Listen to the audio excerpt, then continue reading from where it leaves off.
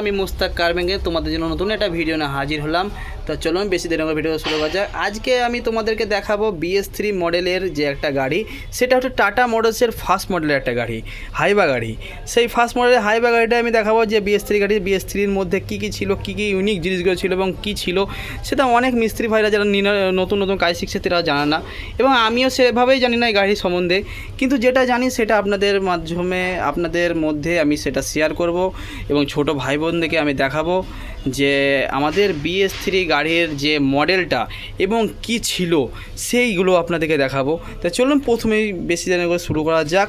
এটা হচ্ছে আমাদের প্রথমে যে ইউনিক জিনিস, সেই ইউনিক জিনিস হচ্ছে আমাদের যে স্ট্যাটাস সুইচ বা চাবি সুইচ, যেটা যেই জামা চিনে যে চাবিটা, সেই চাবিটা দেখুন একটা ছোট্ট একটা দণ্ডের মতো চাবি, যেটা আমাদের এখানে পুশ করে দেওয়া মাত্রই আমাদের স্টার্ট হয়ে যেত, আর কিছু করতে হতো না।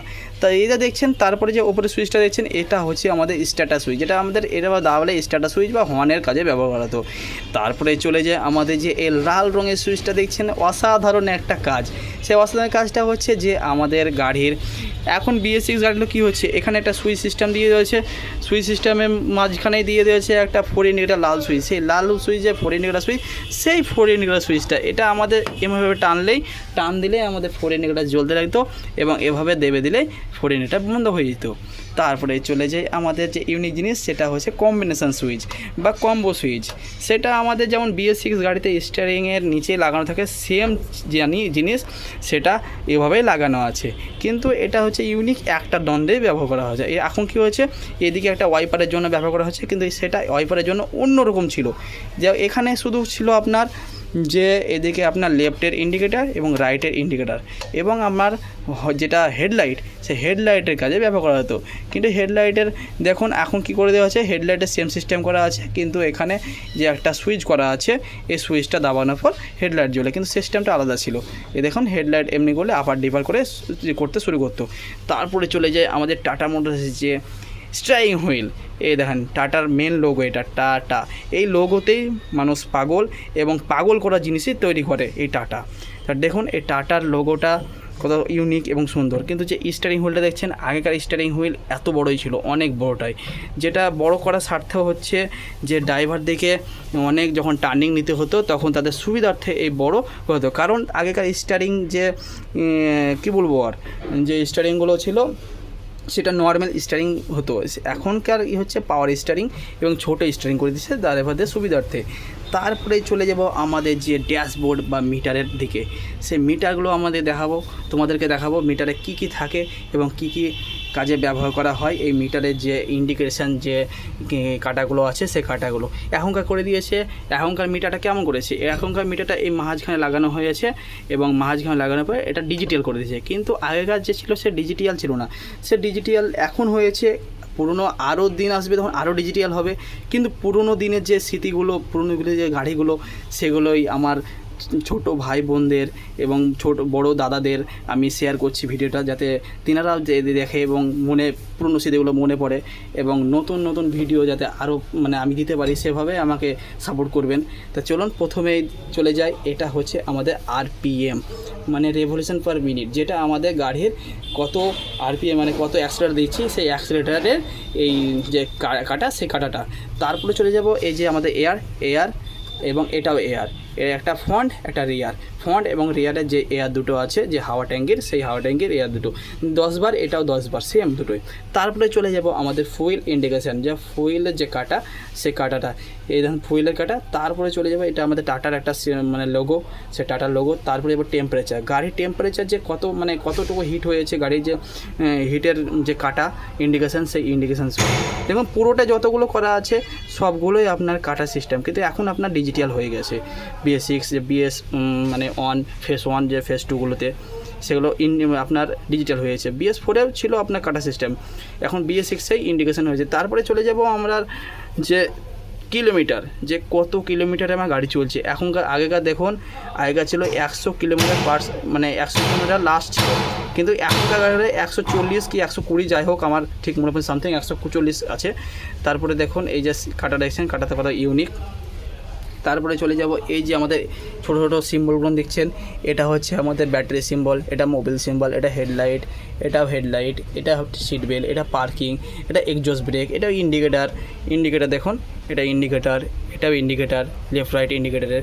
তারপরে চলে যাব আমরা, সেটা ভাবছিলাম না যে এদিকে যদি আমাদের হেডলাইট জ্বালাই, ওয়াইপার চালাই, এই ইন্ডিকেটার চালাই, তাহলে আমরা ওয়াইপার ব্লেড কেউ চালাবো, কাঁচ মোছার জন্য ওয়াইপার কী করে চালাবো?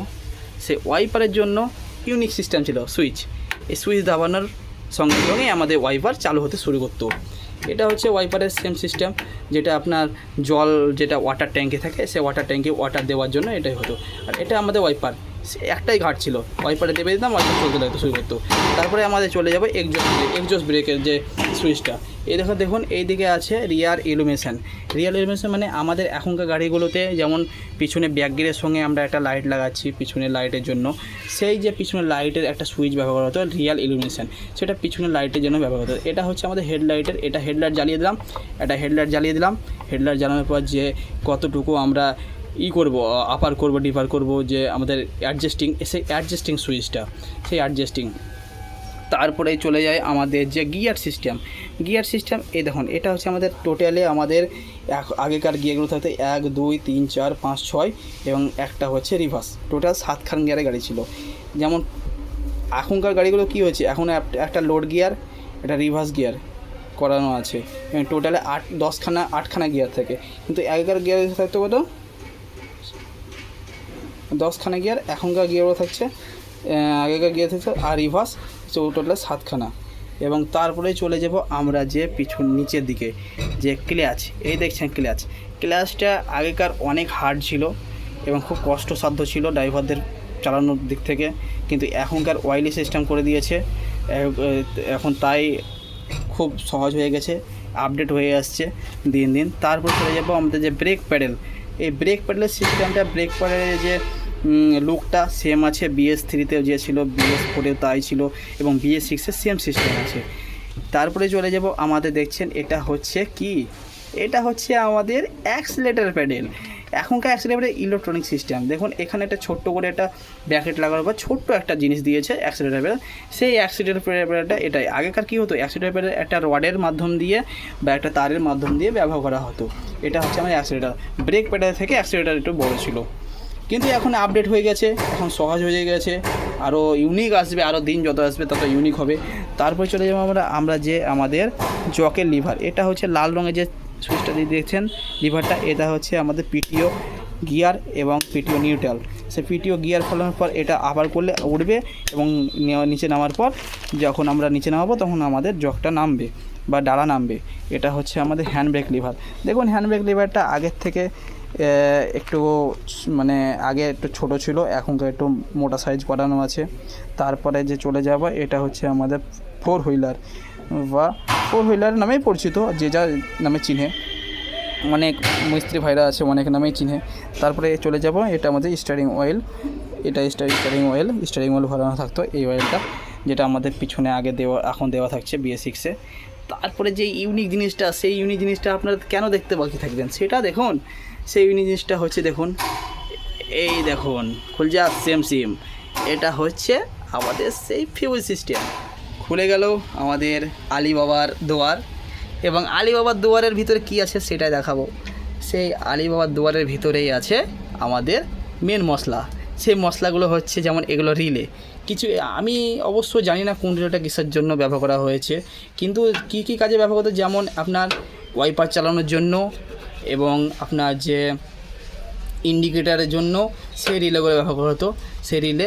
তারপরে চলে যাব আমাদের মেন মশলার মেন ধাপে, দেখুন খোলজা, এটা আমাদের প্যাঁচ সিস্টেম ছিল। খুলে গেল, এই খুলছে খুলে গেছে, খুলে যাওয়ার মেন মশলা। এই দেখুন মেন মশলার মধ্যে হচ্ছে আমার যে ফিউজ সিস্টেম। আগেকার ফিউজ সিস্টেম এমনই ছিল। এই ফিউজগুলো দেখে হয়তো আপনাদের পুরনো কথা মনে পড়ে যাচ্ছে, যে আমাদের বাড়িতে ব্ল্যাক অ্যান্ড হোয়াইট যে টিভিগুলো থাকতো, এই টিভিগুলোর ভিতরে যে ফিউজগুলো থাকতো, মানে টিভি তো নয়, স্টেবিলাইজারের ভিতরে যে ফিউজগুলো থাকতো সেই ফিউজের মতো। দেখুন কত ইউনিক, এই দেখুন ফিউজ, এই দেখুন ছোট্ট একটা ফিউজ, যে ফিউজের এই যে কাঁচের প্লাস্টিকের দণ্ডের ভিতরে একটা সরু একটা তার ভরা থাকতো, যে তারটাই আমাদের ফিউজের কাজে ব্যবহার করা হতো। লাগানোর পর এমনিভাবে লাগিয়ে দিলাম, দেখুন। তারপরে ওই যে দেখছেন, এটা হচ্ছে আমাদের ওয়াইপার মোটর, যেটা আমাদের ওয়াইপারকে চালানোর কাজে ব্যবহার করা হয়। তো চলুন, ভিডিওটা আর বেশি দেরি বাড়াচ্ছি না। যদি আমার ভিডিও ভালো লেগে থাকে তা একটা লাইক, কমেন্ট, শেয়ার করে দেবেন। ধন্যবাদ।